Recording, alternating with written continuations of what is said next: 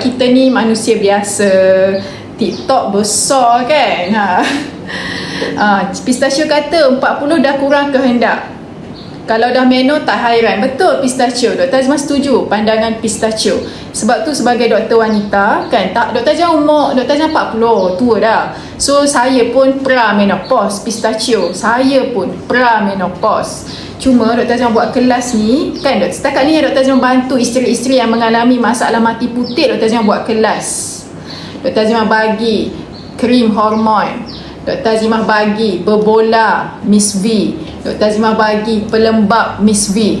Ni nanti kita akan keluarkan pula pencuci Miss V untuk bantu isteri-isteri yang mengalami masalah low libido, masalah rendah diri. Ada isteri yang rendah diri. Dia rasa dia tak comel, dia rasa Miss V dia masih, dia rasa Miss V tidak pink. Semualah dia rasa lagu tu. Nak beli Sophie boleh masuk.